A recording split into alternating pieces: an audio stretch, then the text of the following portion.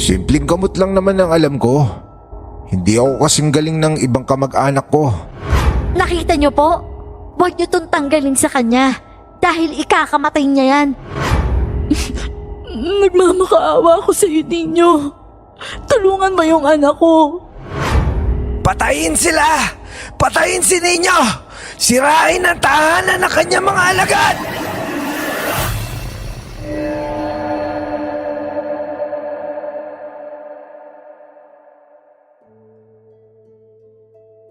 Isa ka ba sa mga taong naniniwala sa kasabihang, to see is to believe? Pero paano kung humantong ka sa sitwasyon na kailangan mong tumaliwas sa paniniwala mo para sa kaligtasan mo? At ang tanging option mo lang ay manalig. Kahit na alam mong ang bagay na nasa harapan mo, parang malabong magkatotoo. Magandang araw po sa lahat. Katulad ng iba, gusto ko ring maghayag ng aking karanasan tungkol sa mga aswang. Ako nga po pala si Jessa. At ito ang aking kwento. Bago ko po simulan ng istorya, huwag kalimutang mag-subscribe bilang suporta sa ating channel. De La Cruz. Wala. Absent. Boreao. Wala rin. Altaw. Absent din. Grupo ba ang mga ito? Lunes na Lunes ah. Ano yun? Pagkatapos na exam pwede na umabsent? Bakit? Pagkatapos ba na exam, wala na dapat pag-aralan? Sa susunod kapag ganito, after na exam absent, automatic dropout na yun ha. Nasasanay na kayo. Lambaho, absent din? Sige. Sir, present ako, sir. Ay, present ka ba? Ay, hindi, sir. Absent ako. Absent. O sige, absent. Joke lang po, sir. Present pala. O sige, present. Alam mo namang madali akong kausap eh.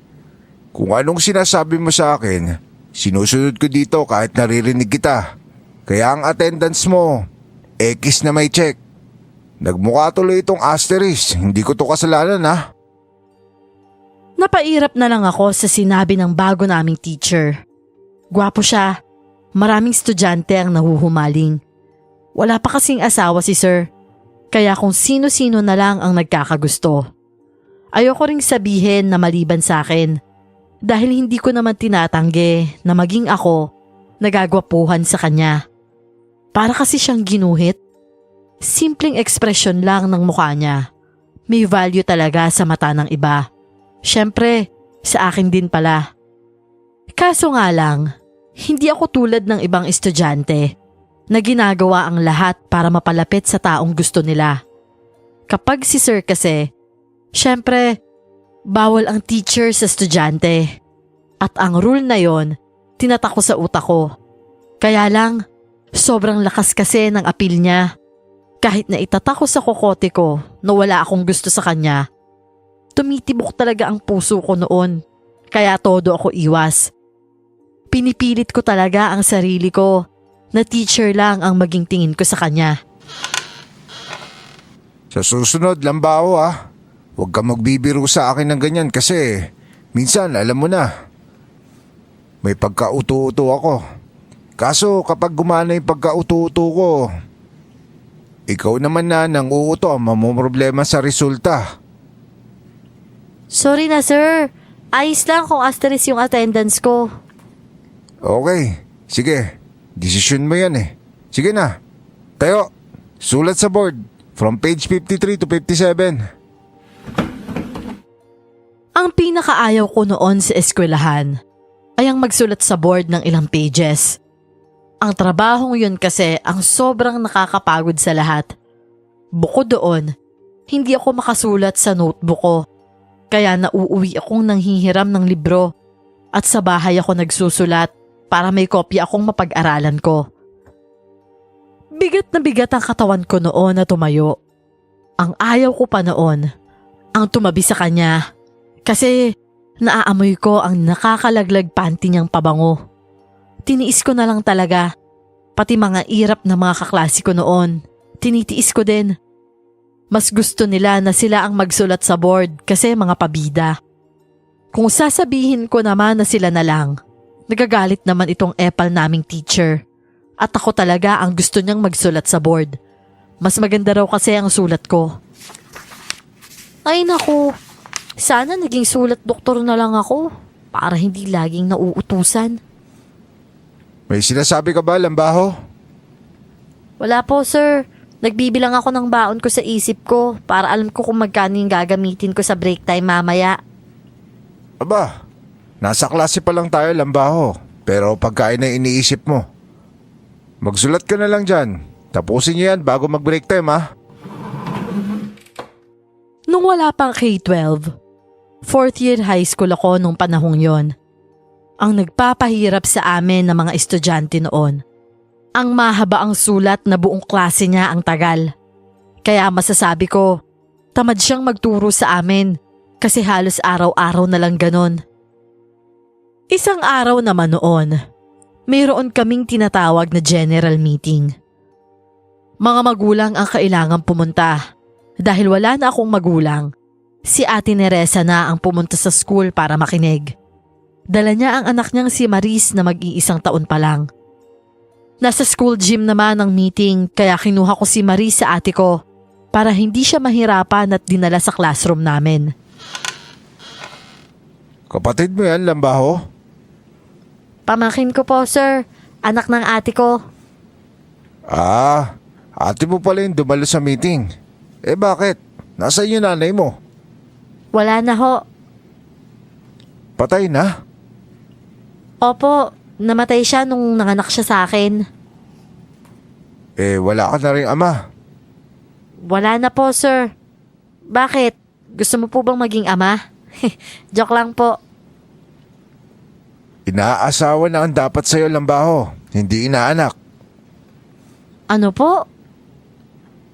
Wala na nga ang Baho yung apelido mo. Bingi ka pa. Pero yung bang pamangkin mo, merong ama yan? Wala din po, sir. Eh bakit kayo walang ama? Kawawa naman kayo. Maganda ba ate mo? Kung maganda ate mo, pwede ako maging ama ng anak niya. Payag ka ba?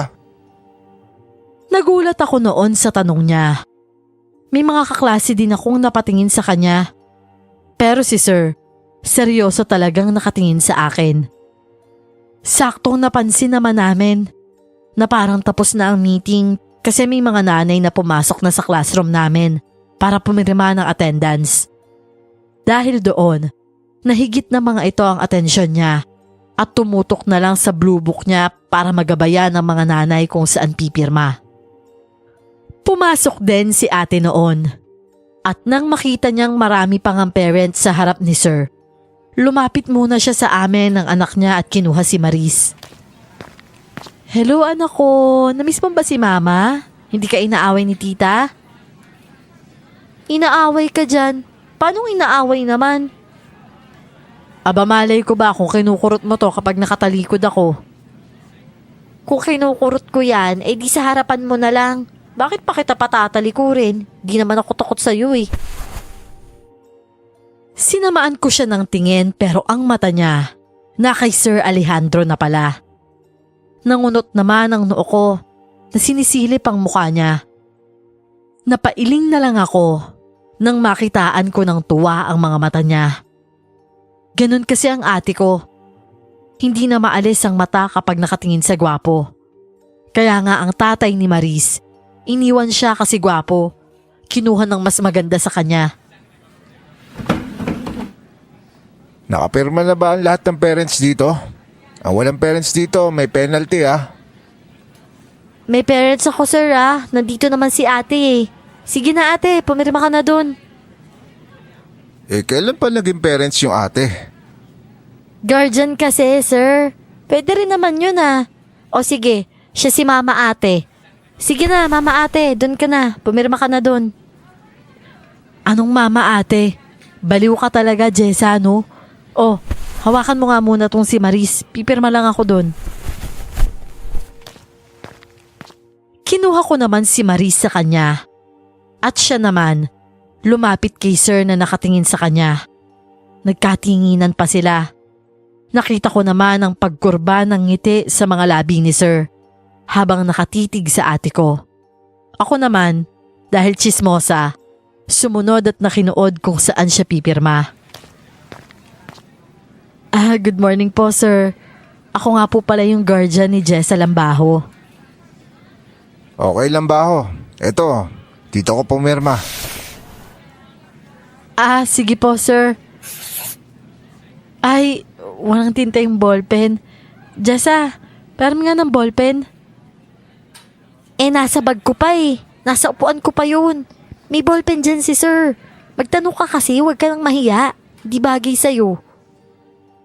Sinamaan ko ng tingin ang ate ko. Ang teacher ko naman, ngingiti-ngiti na nagbigay ng ballpen sa kanya. Ako naman, natatawa na lang. Inis na inis kasi ang ate ko. Dahil sa pagtawa ko, sinaway ako ni ate na baka mabitawan ko ang bata. Huwag mong inaalog yung pamangkin mo. Mamaya, magsuka yan. Aligalig mo pa naman, tita. Akin na nga. Pasubok namang humawak ng bata. Tignan ko nga kung bagay sa akin. Dahil naman sa sinabi niya, binigay ko si Maris kay Sir Alejandro. Kinuha nito ang bata habang si Maris naman, napapangiwi na kasi naiiyak. Ibang tao kasi ang may hawak sa kanya, kaya naninibago. Pero si Sir Alejandro, parang magaling magpaamo ng bata. Dahil bago pa umiyak si Maris, kumanta na ito. Doon narinig ng lahat na maganda pala ang boses niya. Pati ate ko, natulala ng titigan siya. Dahil bukod sa malamig ang boses nito habang kumakanta, ang gwapo pa ng ekspresyon ng mukha nito. Lalo na kapag pinapaindak ang bata. Habang kumakanta ito, napapangiti rin si Maris. Kaya ginagalaw din nito ang tuhod na sumasabay sa kanya at kumikindat pa. Doon ko naman nakita ang ate ko na halatang kinikilig. Namumula kasi ang pisngi nito habang pinapanood ang teacher ko at ang anak niya. Bagay na ba sa akin maging tatay, Lambaho? Sinong Lambaho, sir? 3 kami dito. Di 3 din kayo. Sir, bago ka kasi maging tatay, unang-una dapat may jowa ka. Kaso sir, wala ka nun. Di yung ate mo na lang. Single naman siya, di ba? Sir, package deal po ang ate ko. Aari ko naman, ate. Biglang tinulak ng ate ko ang ulo ko dahil sa sinabi ko at sinamaan ako ng tingin. Natawa ang ibang nanay, pati si Sir, natatawa din. Natatawa si ate, oo, pero alam kong inis na inis siya sa akin. Inagaw naman ni Sir ang pagsasalita ko, nabala ko pa sanang tapusin. Di yung ate mo na lang. Package deal eh. Wala namang problema, sir, kung alam mo yung code. Kasi bawal mong ligawan tong si ate kung hindi mo alam yung code eh. Si kuya yung makakaharap mo. Code? Ano namang code yan? Kailangan mo lang malaman, sir, kung anong English ng nakahalumbaba. Isang word lang dapat, sir, ha? Bawal yung phrase, ha? Napaisip naman ng teacher ko sa kalokohan ko.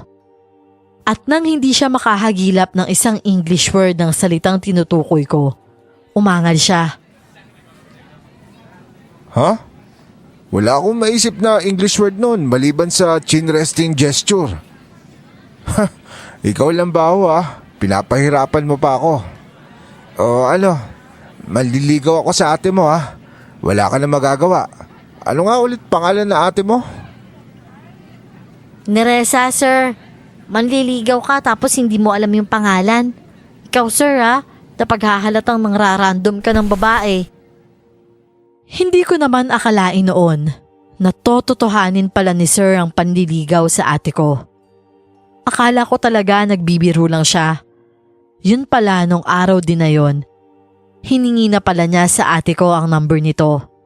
Kaya araw ng Sabado noon, may dumating na bisita sa bahay namin at siya pala. Ang masaklap pa noon dahil butas-butas ang short na suot ko at wala pa akong bra. Mula sa kusina, pumasok ako sa sala na nagpupunas ng bibig gamit ang damit ko. Dahil kakatoothbrush ko lang nun. Ganon na ganon ang ginagawa ko nang magtama ang mga mata namin ng teacher ko. Kaya naman sa sobrang pagkabigla, napasigaw ako sabay tago sa kusina. Siya naman, napahagalpak ng tawa. Ano ba yan, sir? Bakit ka nandito? Bakit?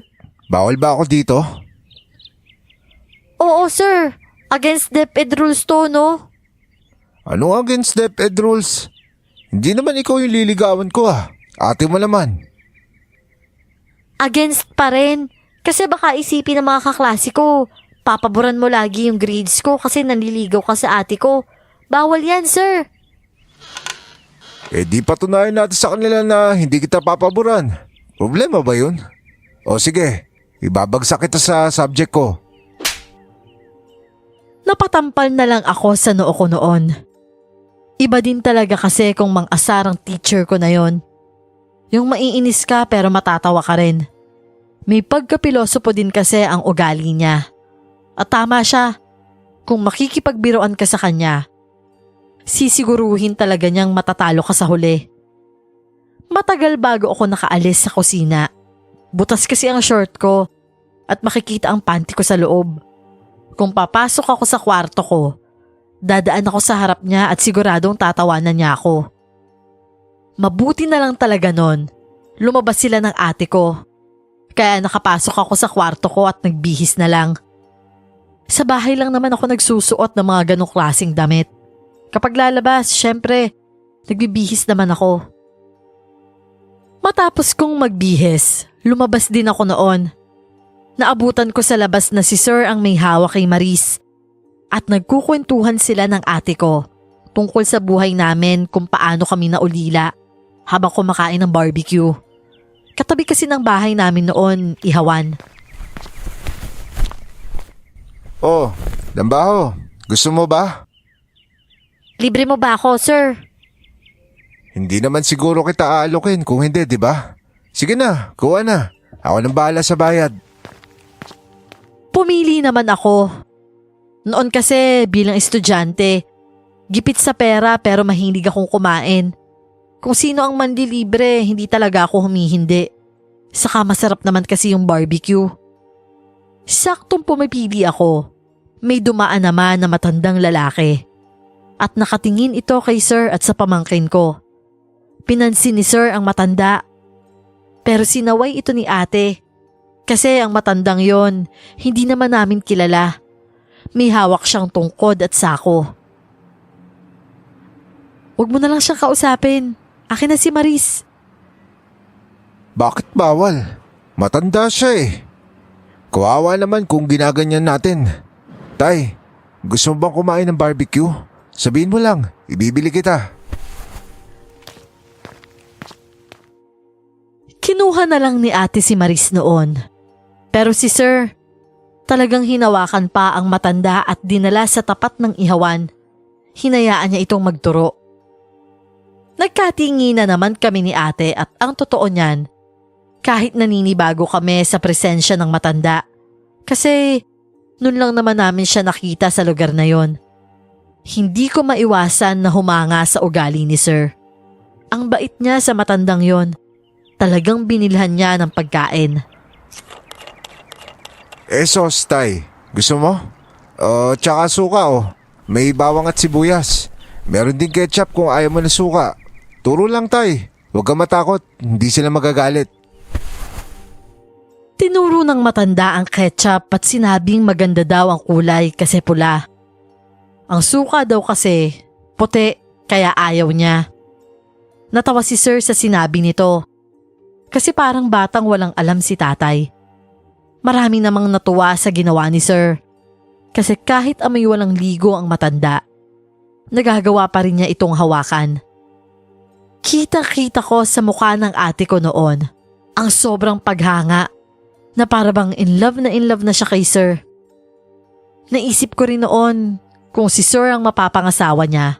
Swerte siya. May magandang trabaho kasi at mabuting tao pa. Kinagabihan naman noon, Hindi kami makatulog kasi iyak ng iyak ang bata. 1 oras hanggang 2 oras. Hindi pa rin siya tumatahan. Umabot pa ng 3 hanggang 4. Ayaw pa rin. Naiiyak na ang ate ko habang pinagpapasahan naming 2 ang bata para isayaw. Dahil ayaw tumahan ng bata, tinawagan nito si Sir. Hindi nagtagal, dumating agad ito. Oh, anong nangyari? Kanina pa kasi tong iyak ng iyak eh. Ang dami na naming nilagay na pangontra tapos nilawayan namin yung tiyan niya. Ayaw pa rin niyang tumahan. Wala ba kayong pinakain sa kanya? Yung pinakuluan kong patatas. Lagi naman niya yung kinakain at saka gatas eh. Yun lang naman. Baka nga nausog, ate. Pero wala sa ating 2. Ikaw kaya, sir? Usog? Wala naman ako nun ah. Malay lang natin. O sige, pahingi nga ako ng luya. Tumakbo ako sa kusina para kumuha ng luya. Naririnig ko pa na pinapatahan ni Sir ang bata. Kung ano-ano pang sinasabi niya. Tulad ng kung sino man daw ang nanggugulo sa bata, umalis na. Kung sino man daw ang gustong kumuha sa bata, huwag nang magtangka. Dahil siya daw ang makakalaban kung susubukan nila. Dahil naman doon, tumahan ang bata. Nakahinga ako ng maluwag. At si Sir naman, inapura ako sa luya. Bumalik na ako sa sala at ibinigay sa kanya ang luya. Pinanood ko siya kung paano niya ito kinagat at natawa pa kami kasi nilabas niya ang dila niya sa sobrang anghang at nagreklamo pa siya. Ha? Ang anghang naman ito. Tumawa na ang bata nang iginalaw-galaw nito ang dila niya. Kitang-kita ko noon kay Sir na namumula ang tenga nito sa anghang ng luya. Maluha-luha pa nga ang mga mata niya pero si Maris noon, tawa lang ng tawa. Sobrang pasalamat namin noon dahil nandyan si Sir Alejandro. Naiiyak si ate na nagpapasalamat sa kanya. Sa kandungan na rin niya natulog si Maris kalaunan. Pasensya ka na Andrew naistorbo tuloy kita. Sobrang takot na takot kasi ako kanina eh. Akala ko kung napano na yung anak ko. Ayaw kasing tumahan sa pag-iyak eh. Ikaw ba yung nakausog sa kanya, sir? Hindi. Dahil nanilawain ko siya gamit pambawi usog. Hindi gumana. Kaya ginamit ko na ang Ang sir? dugong manggagamot ko. May dugo kang manggagamot, sir? Oo nga. May dugo akong manggagamot. Totoo talaga, sir? Oo. May dugo akong manggagamot. Ang galing naman, sir. Sa gwapo mong yan, may dugo kang manggagamot? Manggagamot talaga? Totoo talaga yun? Oo nga. May dugo akong manggagamot lambaho. Ang unique mo, sir. Pero bakit nagbibilang ka sa daliri? Ano binibilang mo, sir? Binibilang ko kung ilang beses ka nagtanong ng dugong manggagamot at kung ilang beses ko rin sinagot na malinaw lambaho. Alam mo bang umabot tayo sa 3 kakaulit nun? Hindi ko akalain na sa talino mong yan may angking ulyanin ka din palang tinatago. Sir naman, hindi ba pwedeng hindi lang ako makapaniwala? Siyempre, gwapo ka tapos manggagamot ka pa pala. Simpleng gamot lang naman ang alam ko. Hindi ako kasing galing ng ibang kamag-anak ko. Pero siyempre, pagtuturo ang gusto ko at hindi manggamot. Kaya imbis na doktor, naging teacher ako. Sa bahay noon natulog si Sir Alejandro. Walang makakapigil kay ate. Wala naman kaming mga magulang na sasaway sa kanya. Kaya kahit doon si Sir natulog sa kwarto niya, walang magagalit. Alangan namang ako ang magalit. Ako ang bunso at kung gagawin ko naman yon, hindi naman siya susunod. Ang bilin pa nga niya sa akin, wag ko raw sasabihin kay kuya. Tumagal ang ate ko at si Sir Alejandro na gano'n ang closeness nila. Hanggang sumapit ang December. Isang araw noon, nadatnan ko silang magkahalikan. Mula ako sa kusina habang sila nasa sala. Napapairap na lang ako noon. Ang rupok kasi ng ate ko. Sobrang daling ligawan. Doon ko rin napagtanto. Natapos na pala sila sa ligaw stage at mukhang may relasyon na sila. Hinintay ko na lang matapos ang untugan ng mga nguso nila. Saka ako nagpatay mali siyang lumabas sa kusina. Nakakaurat ang ganong pakiramdam na imbis sila ang mahiya sa'yo, ikaw pa tong nakaramdam ng hiya. Kailan ka babalik? 1 linggo ako doon. Sasabihin ko muna sa nanay ko ang tungkol sa'yo. Para pagdating ng April dadalhin ko na kayo doon na maipakilala naman kita sa kanila. Ano? Kayo na? Sabay silang napatingin sa akin. Ang epal kasi ng tanong ko. Pareho pa silang natawa sa reaksyon ko. Paano ba naman kasi? Taas baba ang tingin ko kay sir noon. Si ate naman, dahil sa natatawang reaksyon niya sa akin, kinuha niya ang bib ni Marie sa lamesa at binato sa akin. Baliw ka talaga? Anong klaseng reaksyon yan? Di reaksyon. Reaksyon na nagugulat. Hindi ka ba marunong kumilala ng reaksyon? Hayaan mo na yan. Naiinggit lang yan. Wala kasing love life kasi pinagbabawalan ng kuya nyo. Bawal din si ate, no? Kabilin-bilina ni kuya dyan na wag papauto ulit sa gwapo. Kasi baka iwan ulit habang buntis katulad ng ginawa ng ex-boyfriend niya sa kanya. Pinaibig lang siya, binayo ng ilang beses, pero nang sabihin niya doon na buntis siya, ang sabi na lang ng lalaki, nag-aaral pa ako, hindi pa ako handa. Tapos, malaman-laman na lang namin, may jowa pa lang iba. Nag-aaral pala kung paano i-handle yung dalawang jowa. Kaso hindi niya kaya. Kaya yun, si ate ang napiling sipain. Binayo talaga na ilang beses. Tapos sinipa. Grabe naman mga term yan sa ate mo. Hoy Lambaho, hindi ako ganun ha. Linya din niya ng ex niya, sir. Hindi daw siya ganun. Tapos ang ate ko, ginanon-ganon niya lang. Bunganga mo nga, Jessa. Napakaingay mo. Kung ano-anong sinasabi mo. Yung bunganga ko, ate, alam mong pinaglihi sa katotohanan to. Kaya sa tuwing pumuputak to, totoo yung maririnig mo. Basta sir, wag mong gawing inidoro yung ate ko ha. Kapag ginawa mo yan, sasabihin ko sa principal nilandi mo ko. Tulad ng sabi ni Sir Alejandro, umalis siya. Kaya ang ate ko naman kinabukasan, lungkot sa mukha niya ang nakikita ko. Paano kasi December yon? Ibig sabihin, hindi niya makakasama ang lalaking mahal niya sa Pasko. Dahil wala ang presensya ni Sir, madalas naman namin makita ang matandang lalaki yung dumadaan sa harap ng bahay namin. Hindi ko alam kung bakit, pero ramdam ko na iba talaga ang presensya ng matandang yon. Hindi lang yon, dahil meron pang isang matanda na mas katakot-takot ang mga tingin sa bahay namin. Lalo na kapag nasa pintuan si ate na sumasayaw-sayaw kay Maris. Ate, nandiyan na naman yung matanda. Oo, umalis ka dyan. Ano ba yan? Nakakainis. Bahay mo na nga, hindi mo pa matambayan dahil sa kanila. Bad trip naman, ang init. Ano gagawin natin? May epal sa labas eh.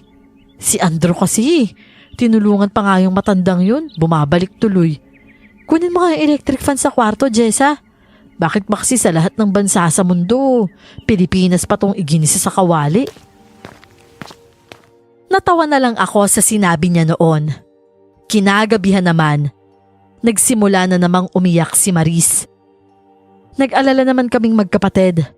Ang masaklap pa nun kasi, wala si Sir. Siya lang kasi ang may kakayahang magpatahan sa bata. Buong magdamag ang iyak niya noon. Kung sino-sino na ang hiningaan namin ng tulong. Kahit kuya namin noon sa Maynila. Binulabog namin kahit hindi naman dapat. Isang kapitbahay namin ang pumunta sa bahay namin. Si Chang Edith at sinubukang lawayan ang tiyan ng bata gamit ang luya. pero hindi pa rin tumahan. Abe, dalhin nyo na ito kay Ninyo. Mukhang inaaswang kasi ang anak mo ni Reza. Kawawa ang batang walang kamuwang-muwang na binibiktima. Inaaswang ho? Bakit naman ho naaswang yung anak ko, Chang Edith? Hindi ka kasi nag-iingat. Lagi mo bang nilalagyan ng luya ang batang yan? Opo. Simula naman nung sabihin sa akin ni Alejandro na luya yung pamproteksyon ng bata, ginagawa ko na yun. Pero binubulungan niya muna yun saka ikakabit sa bata. Ang kaso, wala naman dito yung maestrong yon. Walang bubulong sa luya. Matibay pala sana ang proteksyon niya. May dugong manggagamot po kasi si Sir. Kaya kapag nandito siya, napoprotektahan niya si Maris. Pero dahil wala nga dito si Sir, naging ganito na naman po yung pamangkin ko. Aba, malaking problema yan. Dahil wala kayong matibay na proteksyon. Kung ako sa inyo, dalhin niyo si Maris kay Ninyo. Siya lang makakapagligtas dyan sa bata. Sige po, Chang. Saan po ba siya mapupuntahan? Naaawa na ako sa anak ko eh. Namumula na sa kaiiyak ko. Hindi ko alam kung saan bandang masakit sa kanya eh. Narinig ko na ang tungkol kay Ninyo noon. Siya ang manggagamot na punong-puno ng sikreto. Kaya naintindihan ko kung hindi masyadong detalyado ang binigay ni Chang Edith na impormasyon noon. Tinulungan niya lang kami kung paano patahanin ng bata. Kumuha siya ng maraming luya. Kahit ang mga luya sa bahay nila, dinala niya sa amin. Nakaupo lang si ate noon na kandong ang bata at tinambakan ni Chang Edith ang kandungan nila ng luya at bawang. Gabi kasi noon, kaya nanatili muna kaming nasa bahay lang. Ganito lang ang gawin nyo, oh. Lagyan nyo ng maraming luya ang bata. Pero gusto po naming puntahan yung sinasabi niyong si Ninyo, Chang. Natatakot kasi ako, baka kung anong mangyari sa anak ko kung mananatili lang kaming ganito. Sasamahan ko kayo bukas kung saan siya matatagpuan. Kinabukasan naman noon, kasama din namin si Chang Edith na umalis. May pinasuot din siya kay Maris na kwintas. Yon ay bala na nilagyan ng langis sa loob at ginawan lang ng takip. Gawa raw sa pilak ang bala na yon, kaya hindi madali para sa mga aswang na pakialaman ang bata. Ang buong akala namin noon, babiyahe kami. Yung tipong pupunta lang kami sa kabilang barangay o kabilang bayan. Hindi namin nakalain na papasok pala kami sa gubat at aakyat ng bundok. Yon ang bundok na malapit lang sa baryo namin. Pero ipinagbabawal ng karamihan na puntahan dahil delikado daw. Dahil doon, napahinto si ate at sa pagkakataong yon, katext pala niya ang teacher ko. Oh, bakit ate? Natatakot kasi ako, Jessie. Bakit kasi tayo papasok sa gubat? Ang sabi ni Andrew, wag daw tayong magpaniwala sa suhestyon ng iba eh. Lalo na kung sa gubat tayo pupunta. Baka daw kunin tayo lalo na yung bata. Ate, si Chang Edith naman to eh. Matagal na natin tong kakilala. Tsaka maraming alam si Chang Edith tungkol sa mga ganito. Ano naman kung sa gubat tayo dadaan papunta sa bahay ng ninyo na yun? Hindi ko naman sinasabi na hindi mapagkakatiwalaan si Chang Edith. Ang sa akin lang, paano mo siya pala mismo yung niloloko? Pero ang totoo niyan, hindi ko maintindihan pero tiwala ako noon kay Chang Edith. Wala akong duda. Si ate lang talaga ang nagdadalawang isip. Nang mapansin ni Chang Edith na huminto kami at nakalayo na siya, bumalik siya sa amin. Huwag kang pumasok sa bundok kung hindi buo yung tiwala mo ni Reza. Dahil kung ganyang nagdududa ka, hindi gagaling ang anak mo. Sa'yo nakasalalay ang kaligtasan niya. Kaya bilang ina, mag-isip ka. Mag-isip ka bago ka pumasok dito sa bundok. Dahil ka-text ng ate ko noon si Sir Alejandro, hindi kami natuloy. Sobrang inis na inis ako noon sa kanya. Nag-away pa kami sa bahay noon pagdating namin. Naintindihan ko naman kung bakit pinipigilan siya ni Sir. Siyempre, ipapagamot ang bata pero papasok sa gubat. Marami nga talagang delikado doon. At kahit sino, mag-iisip na wag sumugal. Pero ako kasi, naniniwala ako noon kay Chang Edith. Dahil natatakot ako na baka pagbalik ng dalawang matandang lalaki, madadali na ng mga ito ang pamangkin ko. Ikaw na nga ang nanay, ikaw pa yung nagdadalawang isip? Kaya mo bang mawala ang anak mo sa'yo? Kasi ako kahit tsahin lang ako, hindi ko kaya. Paano nga kasi kung pagdating natin dun sa bahay ng ninyo na yun, iba pala siya. Hindi pala siya manggagamot. Hindi ka ba nag-iisip, Jessa? Ikaw ba nag-iisip ka? Narinig ko na yung tungkol kay Ninyo, hindi lang kay Chang Edith. Para siyang Diyos kung sambahin siya ng mga nagpapagamot sa kanya, ate. Naniniwala kasi ang mga taong humihingi ng tulong niya. Kaya yung mga pasyente nila nakakaligtas. Bakit hindi mo itanong kay Mang Teryo? Hindi ba asawa niya yung nabarang? Lumapit sila kay Ninyo. Kahit kulang ang impormasyon na ibinigay nila tungkol sa manggagamot na yun. Pero di ba, nakita natin nakabalik ang asawa niyang masiglang masigla? Bawal lang talagang magkwento ng detalyado tungkol sa kanya. Isa na doon sa kung saan siya nakatira. Natahimik ang ate ko noon. Saktong umiyak na naman ang anak niya pagsapit ng hapon. Mas lalo kaming nataranta noon kasi si Maris nilalagnat na. Humagulhol na ang ate ko noon at napilitan akong sundin siya nang magpasya siyang dalhin si Maris sa ospital. Pahapon na naman kasi at hindi magtatagal, malapit ng maggabi. Pagdating sa ospital, pinagtulungan ng mga doktor ang bata. Kung ano-anong mga sakit na lang ang nakikita. Kesyo infection daw, nasobrahan ng pawis kaya nilagnat. Sensitive ang ganito, sensitive ang ganyan, lalo na sa pagkain.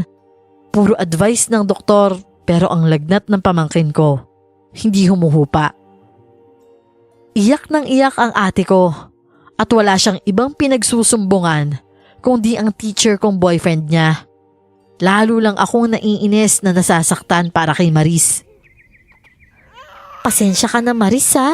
Ang tanga kasi ng nanay mo eh. Mali-mali kong magdesisyon. Bakit, Jessa? Gano'n ka ba kasigurado na tama ka? Bakit? Ikaw? Gaano ka kasigurado na tama ka? Sige nga, ilang beses ka na nga ulit naging tanga? 2, di ba? Yung una, niloko ka. Buti nga at niloko ka lang. Pangalawa, niloko ka ulit. Bukod sa niloko ka, iniwanan ka pa ng remembrance. Isang malakas na sampalang pinakawalan niya sa mukha ko noon. Doon naman ako nahimasmasan sa mga pinagsasabi ko sa kanya. Dahil sa inis ko noon, bigla akong nawala ng respeto sa kanya. Tumulo lang ang luha ko nang magsalita siya. Hindi ka pa nakakarating sa edad ko, Jessa. Hindi ka pa nakaranas ng relasyon. Kaya wala kang karapatang magsalita ng tapos dyan na parang mas matibay ka kaysa sa akin. 16 ka pa lang.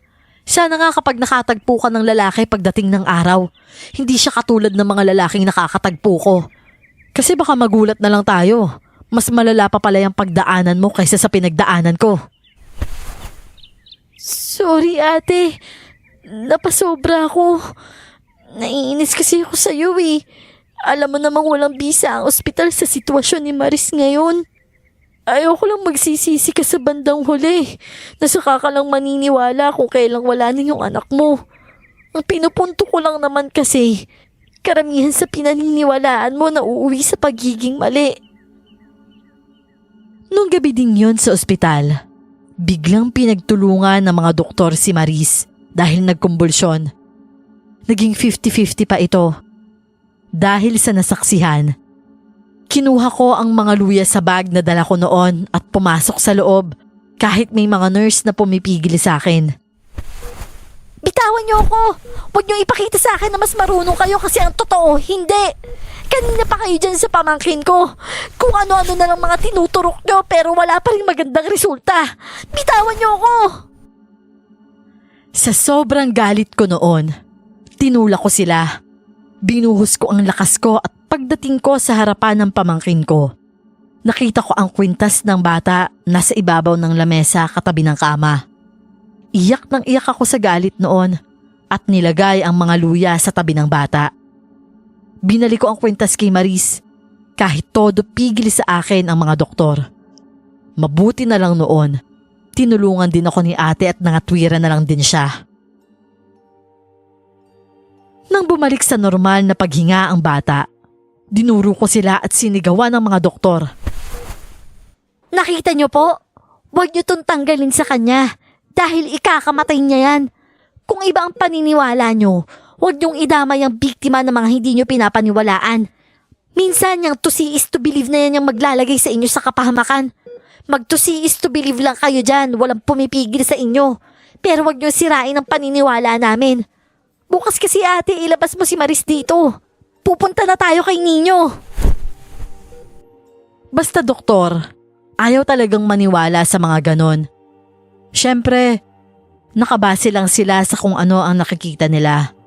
Wala naman silang alam sa mga itim na mahika na yan. Hindi sila naniniwala sa mga aswang dahil para sa kanila, fiction lang yon. Tinanggal nila ang kwintas sa bata dahil para sa kanila, hindi maganda sa balat. Magdudulot daw ng infection kaya mas lalong napapahamak si Maris noon. Ako naman dahil sa emosyon, hindi ko maiwasang magwala. Naghalo kasi ang inis ko sa ate ko at sa mga doktor, pati na rin ang takot para kay Maris. Madaling araw naman noon, kausap ko na si kuya. Iyak ako ng iyak sa kanya at nagsumbong na tungkol kay ate at Sir Alejandro. Kaya nang ibigay ko sa ate ko ang phone, nakarinig ito ng sermon mula sa kuya namin. Ang sama talaga ng ugali mo, Jessa. Bakit mo naman sinabi kay kuya? Para matulungan niya ako sa kakasermon sa'yo. Patigas kasi yung ulo mo eh. Kahit itak siguro ang ihataw dyan, hindi na yan mabibiyak. So gusto mo talagang susundin natin yung gusto mo? Kapag may mangyari kay Maris sa bundok na yon, ikaw ang mananagot sa akin ha? Kapag may mangyaring masama din dito sa anak mo sa ospital, singilin mo yung sarili mo ha. Sige na nga. Total, sobrang naniniwala ka naman. Gawin na natin yung gusto mo, alang-alang kay Maris. 7:00 ng umaga, nilabas namin si Maris sa ospital kahit hindi pa sana papayagan ng doktor. Pero dahil talento ko ang maglaro ng salita para manipulahin ang konsensya nila, nagawa naming ilabas sa ospital si Maris noon. Inuwi namin siya sa bahay at saka tinawag naman namin si Tiang Edith.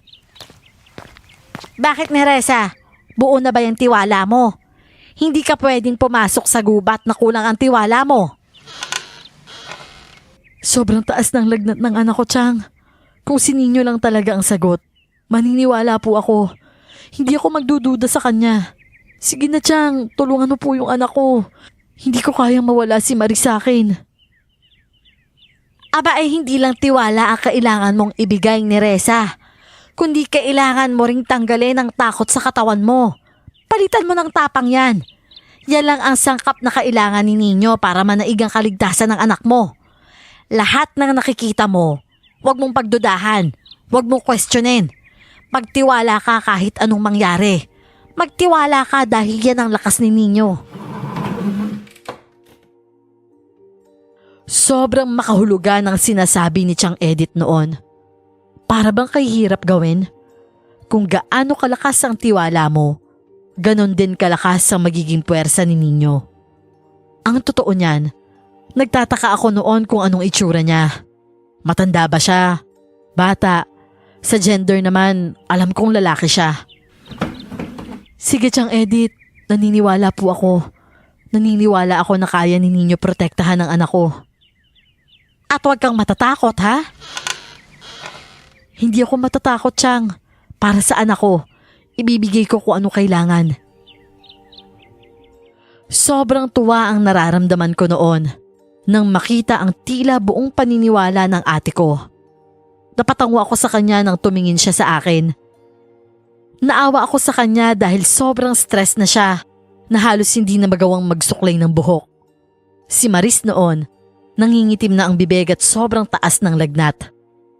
Sa tulong ni Tiang Edith, pinasok namin ang gubat. Isinaisip namin ang bilin niya. Lahat ng mga naririnig namin sa gubat na yon, hindi namin pinapansin. Kabilin-bilina ni Chang Edith ang mga naririnig namin.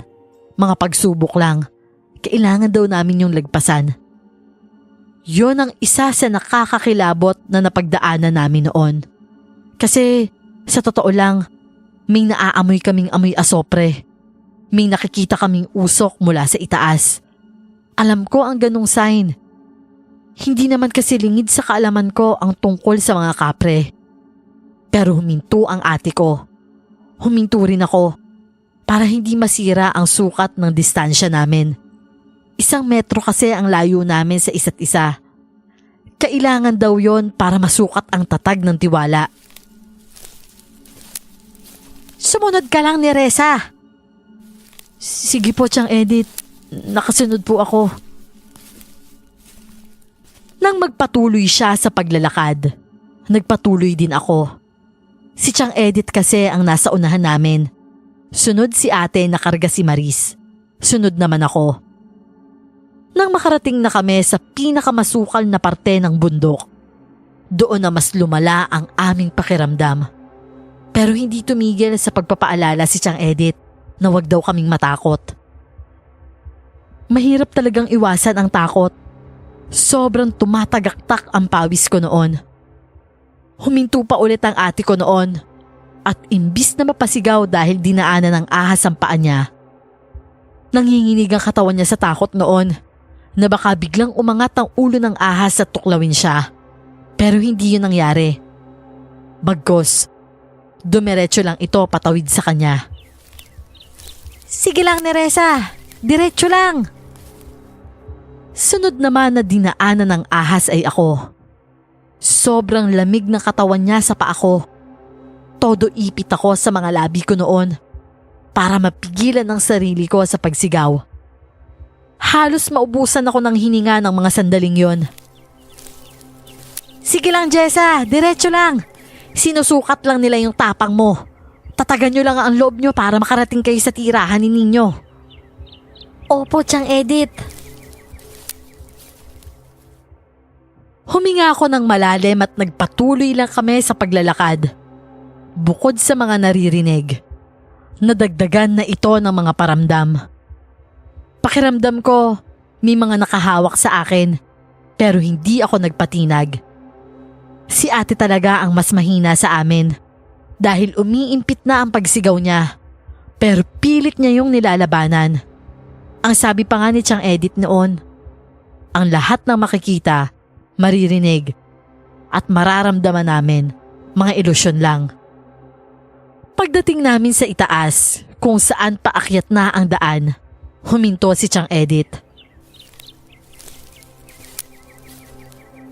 Ang mga naramdaman nyo kanina, hindi pa yon ang pagsubok ni ninyo. Nalagpasan nyo ang lahat at itong daan papunta sa kanyang tahanan. Diyan magsisimula ang tunay na pagsubok mula sa kanya. Ano ho? Tandaan nyo ang mga bilin ko, ni Reza, Jessa. Iwasan nyo ang magtanong. Iwasan yung magduda. Ang gagawin nyo lang magtiwala. Sa ganong paraan mananatili ang lakas ni ninyo para maprotektahan niya ang anak mo. Chang Edith, parang sinasabi nyo naman na kami lang yung aakyat at hindi na kayo. Abay, kayo ang may kailangan kay ninyo. Kayo ang kakatok sa pintuan niya at hihingiin ng personal ang tulong niya. Basta ang mga bilin ko, ha? Lagi niyong tatandaan. Hindi kayo masasaktan sa lugar na to dahil teritoryo na to ni ninyo. Sige po, Chang Edith. Magtitiwala po kami kay ninyo. Tunay ngang para siyang Diyos kung ituring. Ang sabi pa ni Chang Edith noon. Bago kami umakyat sa makitid na daanan, alisin namin ang takot sa katawan. Kaya huminga ako ng malalim. Ganon din si ate. Pumikit ako. Iniisip na walang nakakatakot sa lugar na yon. Saka nang humakbang si ate, sumunod ako. Habang naglalakad kami paakyat, nakikita kong parang pataas ng pataas ang daanan. Nagiging matarik ito sa aking paningin. at lalo kaming hinihingal. Pero nang mapansin ko na parang umiiwas si ate magreklamo, yun na rin ang ginawa ko. Naisip ko kasi noon, isang pagkakamali lang, baka mawala lang ang bisa ng lahat. Pero habang iniisip ko na ilusyon lang yon, bumalik sa normal ang daan at nasa itaas na pala kami. Doon ay isang bahay ang nakita namin. Nasa gitna ito ng 2 malaking puno ng lunok. Sobrang lakas ng hangin banda roon at malamig pa. Nandito na tayo anak. Nakarating na tayo kay Ninyo. Ang pakiramdam na yon ay halos hindi ko maipaliwanag. Pakiramdam ko, napuno ako ng pag-asa. Dahil sa kakaibang hatid ng simoy ng hangin.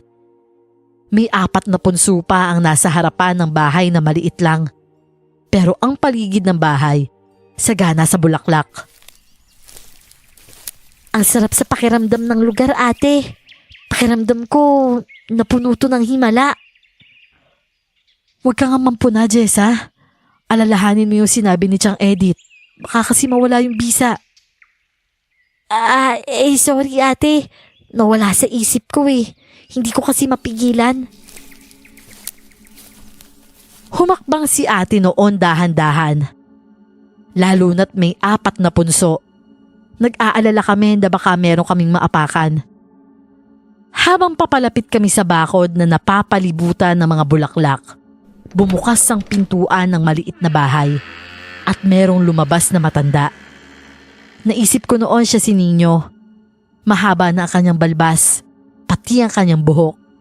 Lumapit kami ni ate sa kanya at si ate naman ay binati nito.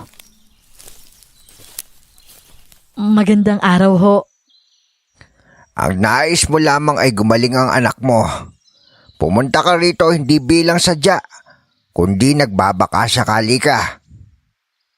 Ate, ano ba? Naniniwala po ako. Hindi bukal sa iyong loob.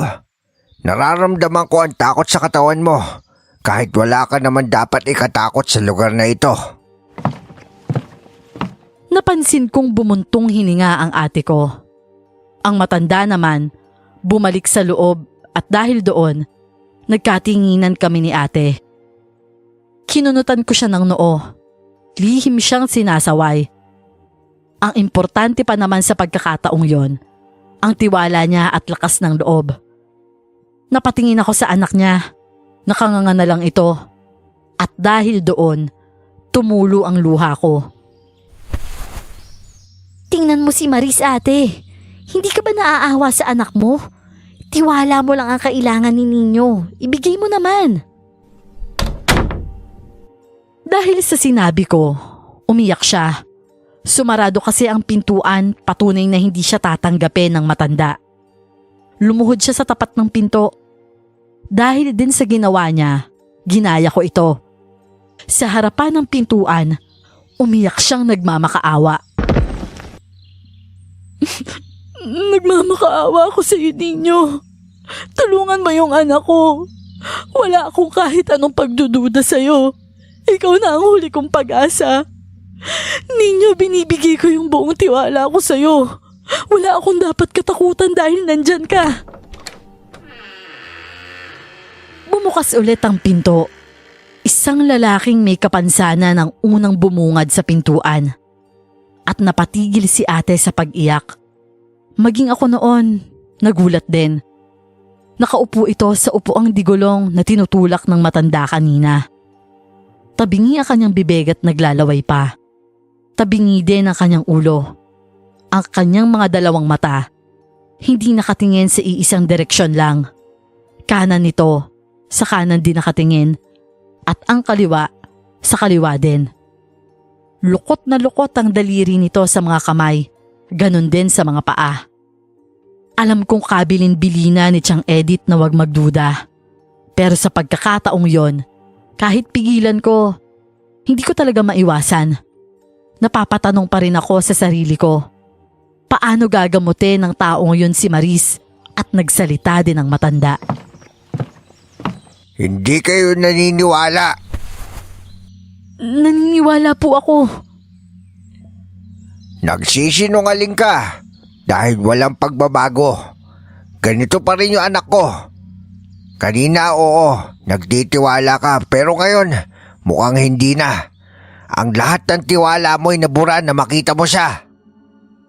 Katulad ko, alam din ng ate ko na ang taong nakaupo sa digulong na upuan, ito si Nino. At mahirap paniwalaan na kaya niyang manggamot sa ganoong kondisyon. Pero nanganganib ang buhay ng pamangkin ko noon. At habang nakatingin ako kay Nino, na hindi mawari kung saan ito nakatingin, naisip ko na lang, siguro nga ito ang tinutukoy ni Tiang Edith, ang tiwala namin na kailangan ni Nino. Saktong si ate noon, umiiyak sa harapan ni Nino. Naglakad siyang nakaluhod papunta rito at pinahiga sa paanan banda ni Nino si Maris. Ito ang anak ko, Nino. Naniniwala ako sa'yo. Alam kong hindi mo siya pababayaan. Hinawakan ng ate ko ang paa ni Nino noon. Hinalikan niya ito na para bang desperadang nagsusumamo. Sa nakikita ko sa ate ko, sobra akong nasasaktan. Iba talaga ang gagawin ng ina lalo na kung anak na niya ang napapahamak. Katulad niya, ibinigay ko noon ang tiwala ko. Tumingala ako sa kalangitan noon kasabay ng pagtulo ng luha ko. Sa pagkakataong yon, inalis ko ang pagdududa ko. Naniniwala talaga akong kaya niyang pagalingin ang pamangkin ko. Naglakad din ako nakaluhod. Humawak din ako sa paa niya, kasabay ng pagpatak ng aking mga luha. Sa oras din na yon, maniwala man kayo o hindi, tila isang iglap. Narinig ko sa harapan namin ang pagnunot-not ni Maris sa daliri niya. Para bang himala na sa pagtingin namin sa bata, sobrang masigla na ito. Maris? Jessa, tingnan mo si Maris. Ate, okay na yung anak mo. Ate, napagaling siya ni Nino. Sabay kaming napatingala ni ate noon kay Nino. Pero nagulat kami. Hindi na siya abnormal. Nakasuot lamang siya ng takip sa muka na para bang ayaw niyang ipakita ang muka niya. Hindi ko alam kung bakit, pero napasunod ang paningin namin sa kanya. Nang tumayo siya at tuwid na naglakad palabas ng bahay niya. Kinuha ni ate si Maris at pareho kaming tumayo. Hindi ko pa maintindihan ang nararamdaman ko noon. Sobrang saya ko. Sobrang namamangha ako. Parang may magic na nangyari. Pero hindi ko maintindihan kung paano. Nakasunod lang ang paningin namin kay Nino at saka ako napatingin sa matanda. Isang matamis na ngiti ang pinakawalan niya sa amin. Salamat sa pagtitiwala. Nino, maraming salamat. Hindi ko alam ang gagawin ko kung wala ka. Mabuti na lang sinabi sa amin ni Tiang Edith ang tungkol sa'yo. Salamat po sa pagliligtas mo sa pamangkin ko. Ano pang pwede namin gawin para makapagpasalamat kami sa'yo, Nino? Sapat na sa akin yung nagtitiwala kayo at hindi natatakot. Ang boses niya noon, sobrang pamilyar. Ewan ko, pero parang kaboses niya si Sir Alejandro. Ang pangangatawan din niya, parang si Sir talaga. Maliban sa buhok, mahaba kasi ito. Alam ko, kahit si ate napapansin din yon. Pero tulad nga ng sabi ni Tiang Edith, hanggat maari, huwag magtanong. Humarap naman sa amin si Nino habang nagsasalita ang ate ko. Wala akong takot na nararamdaman ngayon, Nino. Malakas ang anak ko. Mas malakas ang puwersa mo kaysa aswang na gusto siyang kunin. May 300 taon na namumuhay ang aswang na gustong kumuha ng anak mo. Siya ang pinakamalakas sa lahat at mahirap kalabanin. Hindi lang sapat ang luya, hindi sapat ang bawang. Isa siyang batibat at kaya kanyang manipulahin. Pero kayang-kaya mo siyang talunin ni Reza. Pwede ko bang malaman kung anong dapat kong gawin? Gagawin ko. Basta mailigtas lang yung anak ko. Kailangan mo matukoy kung sinong ang aswang na ito. Isa siyang mangkukulam. Isang matandang mapagpanggap. Huwag mong pagtuunan ng pansin ng literal na impormasyon na sinasabi ko. Halungkatin mo ang katotohanan sa pamamagitan ng pagbukas ng iyong mga mata. Neresa, kailangan madala mo dito ang aswang sa lalong madaling panahon.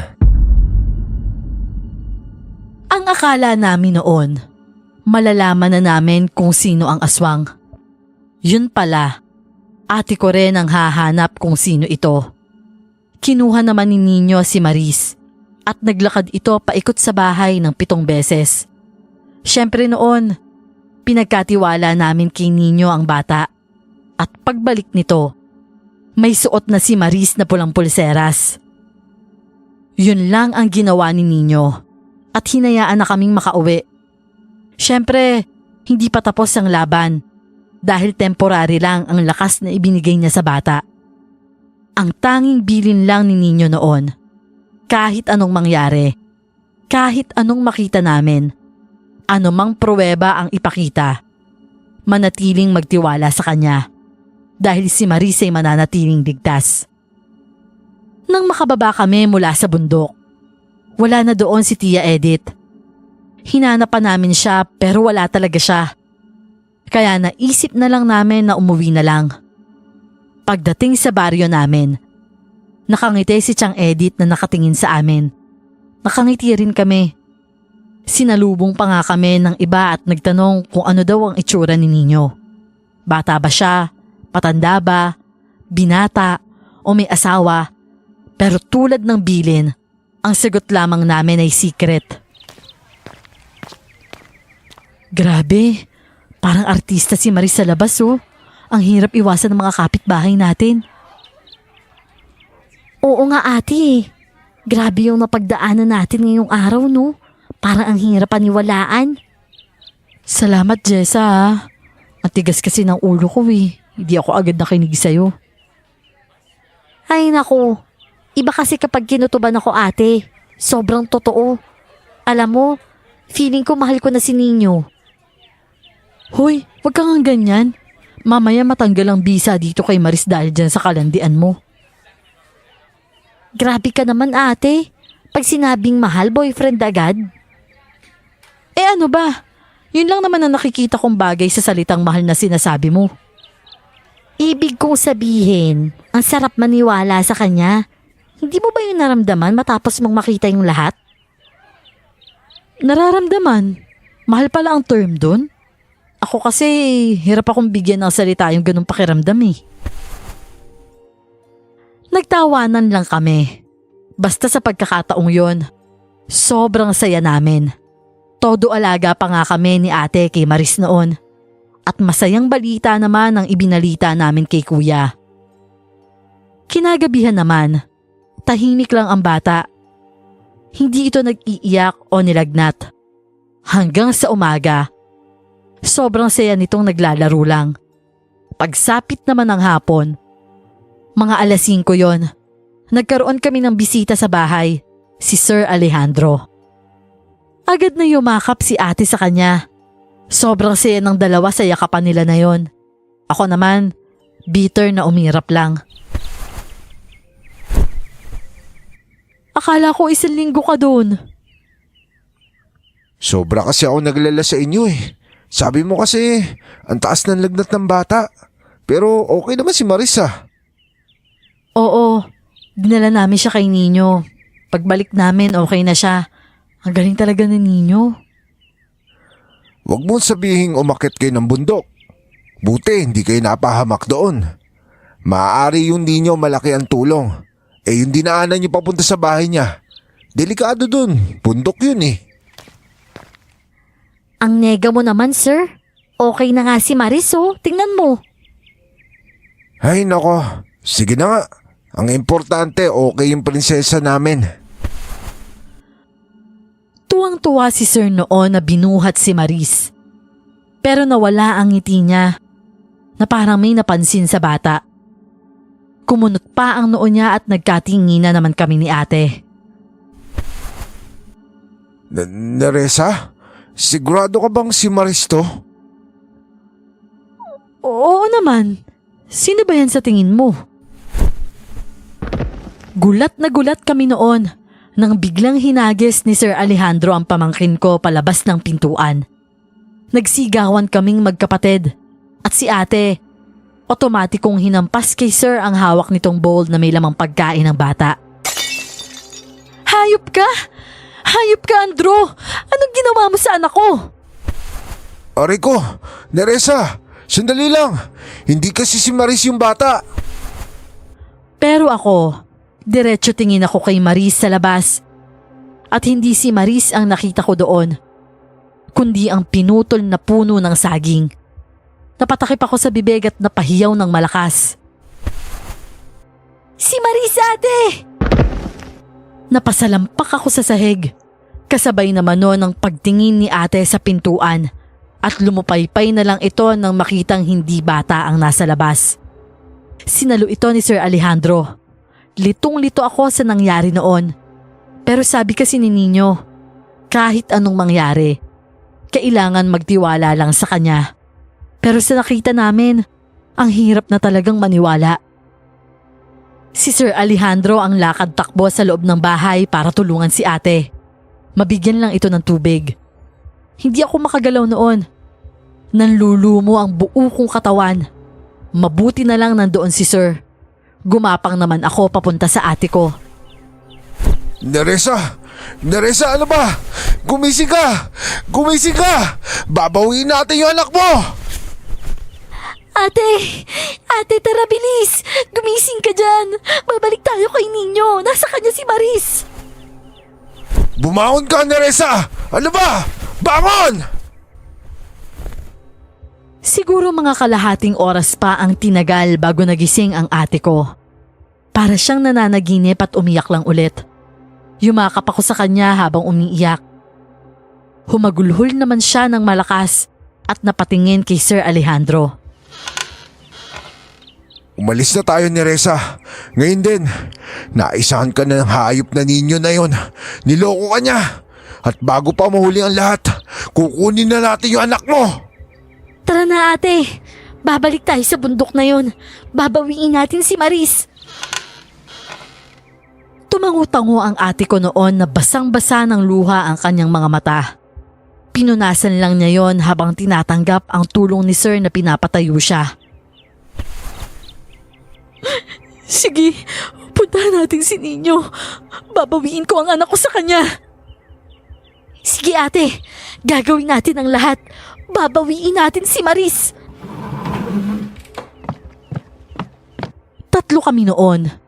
Pinasok namin ng gubat. Sa daan pa lang naging malupit na ito. Iba sa una naming punta. Naging mas matindi ang mga napagdaanan namin. Dahil may mga mababangis na aso na kaming nakasagupa. Pero si Sir Alejandro ang humarap sa mga ito. May dala kasi siyang itak na kinuha niya lang sa kusina kanina. May mga malalaking ibon pa na umaatake. At todo kapit lang kami kay Sir noon. Tumakbo pa kami hanggang paakyat. At sobrang pagod ang aming natamo nang makarating kami sa itaas. Ito na ba yon? Isang maliit na bahay sa tuktok ng bundok? Kaya mo ba siyang labanan? Magpapanggap ako nagtitiwala pa rin sa kanya. Jessa, magpanggap ka ha. Oo, sige, ate. Diretso kami sa pagpasok sa bakuran nila Nino noon. Bumukas din ang pinto. Alam mo, Miss Clark, pagpasok namin, para akong na-scam ng lahat. Si ate kasi biglang lumapit kay Nino at nagsalita. Dala ko na siya, Nino. Mabuti, naging mauta ka, Neresa. Ano? Ate? Hindi ko maintindihan. Ano pinagsasasabi niyo? Alam kong nandito lang ang anak ko kay Nino, Jessa. Nanaginip ako na dinadala ko si Alejandro sa lugar na to. Hindi nawala ang tiwala ko kay Nino. Nandito kasi ang anak ko hindi para kunin, kundi para protektahan. Tumalikod si ate at pumasok sa loob ng bahay. Si Sir Alejandro naman, Nang gagalaiti na sumigaw na tila hindi rin inaasahan ng pagpapanggap ni ate. Pagbalik ni ate palabas ng bahay, buhat na niya si Maris at maayos ang lagay nito. Neresa! Tama ng pagpapanggap, Alejandro. Alam ko na kung ano ka. Walang yakang matanda ka. Nagkunwari ka pang manggagamot. Aswang ka pala. Bakit sa tingin mo, Neresa? Ikaw lang handa? Ginamit lang kita para matuntun ko saan yung teritoryo ni Ninyo. Anong nangyayari? Wala na akong maintindihan. Ano ba talagang totoo? Ang totoo, ginamit na matandang yan ng totoong anyo ko. Pagkasabi noon ni Nino, inalis niya ang takip sa mukha niya. Nagulat ako nang makitang kamukha niya si Sir Alejandro. 2 kamay ko noon, napatakip sa bibig ko. Palipat-lipat ang tingin ko noon sa 2 Alejandro na naroon. Kahit si ate, nagulat nang makitang magkamukha sila. Sa likuran naman ni Sir Alejandro, naroon ang ama ni Nino at hinagisan ng parang pulbo ang teacher ko. Sa harapan naming lahat, bigla siyang nagpalit sa totoo niyang anyo. Ang matanda na kasama ng isa pang matanda noon ang nasa harapan namin ngayon. Hayop ka, Ninyo! Bakit mo ako binalik sa dati? Tinatanong pa ba yan? Ako ang may-ari ng pagkataong ginamit mo. At yan ang totoo mong anyo! Ano? Sir? Isa ka ng lolo? Paano nangyari to? Sa edad ni Ninyo na 8, kinulab siya ng matandang ito at ginamit ang kanyang pagkatao bilang isang Alejandro. Namuhay siya na nakasunod sa patakaran ng mga tao, habang ang anak ko ay nananatili sa sinumpa niyang anyo. Ang makakatanggal lamang ng sumpa ay ang tiwala ng mga taong tinutulungan namin. Kaya bumabalik sa orihinal na anyo ang anak ko ay dahil may nagtitiwala sa kanyang kakayanan na manggamot. Nakakala na matandang aswang na ito ay hindi mangyayari. Ibig sabihin, kami ang naging susi para maging okay si Ninyo? Tama ka, Jessa. Kaya salamat sa inyo. Chang Edith? Nandito ka? Mabuti na lang hindi kayo tuluyang nagamit ng aswang na yan. Alam ko kung ano siya dati pa. Nagkunwari lang akong hindi para hindi na madagdagan pa ang pagpapahirap niya sa anak ko. Gulat na gulat ako. Ang daming revelasyon na natuklasan ko nung gabing yon. Sa dami ng revelasyon, sumakit lang ang ulo ko. Pero mas lalo akong nawindang nang biglang sumigaw ang matandang si Alejandro. Patayin sila! Patayin si Ninyo! Sirain ang tahanan ng kanyang mga alagad! Naghanda ang lahat. Dumi pa naman si Ninyo at lumakas ang hangin sa buong paligid. Si Chang Edith naman, itinulak ako sa loob ng bahay at sinara niya ang pinto. Kaya ang nangyari, nakasilip lang ako. Sa lakas ng hangin, para namang walang sumugod. Pakiramdam ko talaga noon, may kapangyarihan si Ninyo. Kaya niyang palakasin ang hangin. Sa lakas ng hangin kahit madilim. Nakita ko kung paano naman magpalit ng anyo ang matandang aswang at si Ninyo ang humarap sa kanya.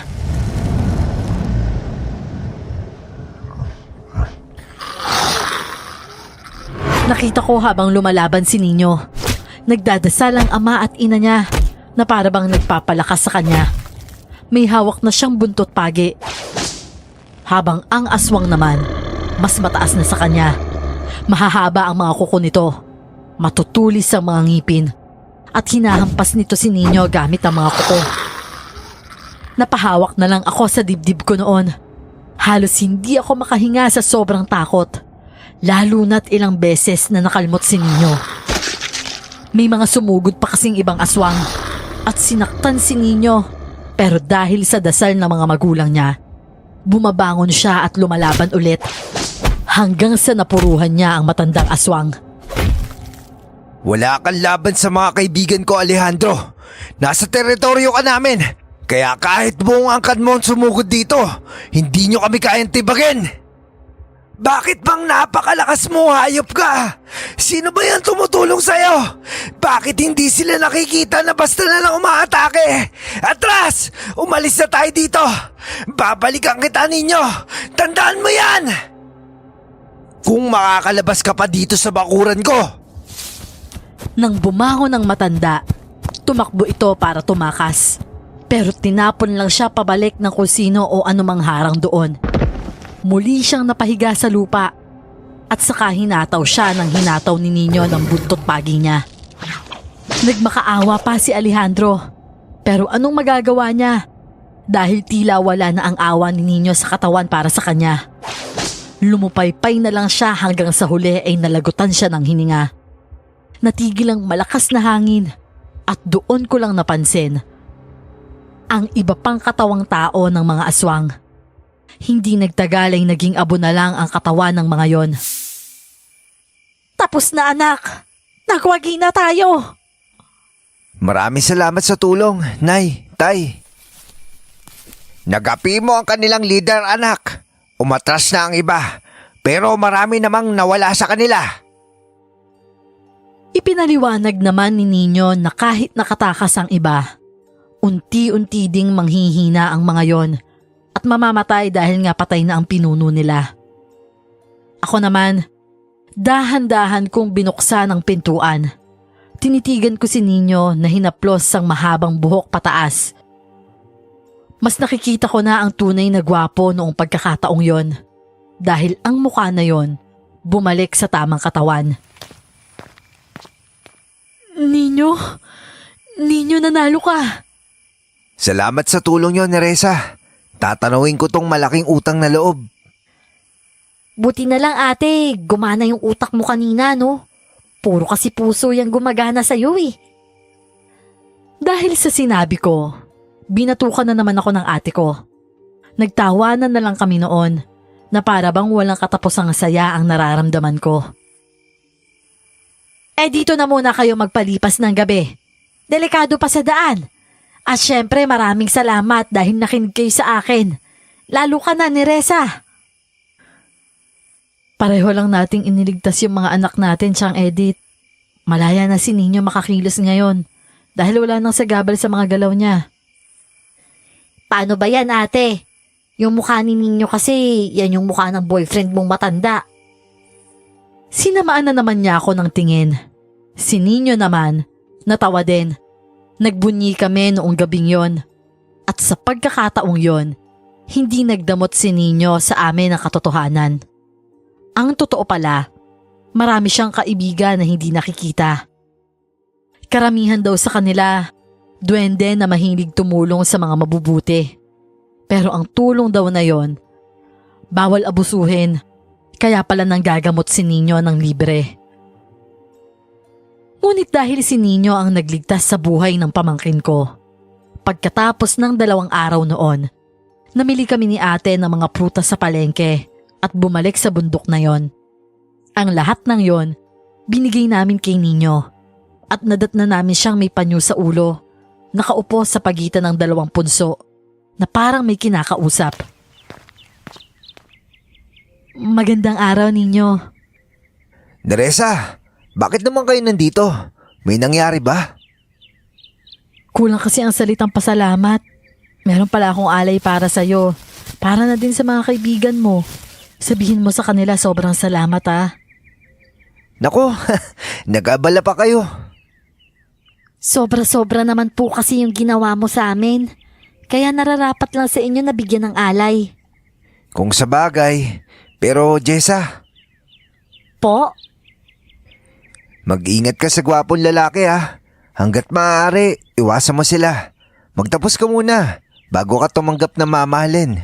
Kasi nakikita ko sa'yo, magpapalaki ka ng batang lalaki mag-isa. Hindi nagkamali si Nino noon. Kahit anong iwas ko, mahirap talagang takasan ng kapalaran. Sa ngayon kasi, may anak akong lalaki. Wala siyang ama. Dahil pinagpalit din ako sa ibang babae, kahit na mas may pinag-aralan naman ako kumpara doon. Nagtapos kasi muna ako dahil hindi mawala sa isipan ko ang sinabi ni Nino. Alam kong magkakatotoo yon, kaya naging wais na lang ako. Habang nag-aaral ako, hindi ako nagnobyo. Tinapos ko talaga muna kasi alam ko na kung saan ako hahantong. Kaya naisip ko, mas okay na ang handa muna. At dito ko na pala tinatapos ang kwento ko, Miss Clar. Maraming salamat sa'yo, pati na rin sa lahat ng mga nakikinig dyan. Siyempre, maraming salamat sa pagbibigay ng atensyon para mapakinggan ang kwentong ito.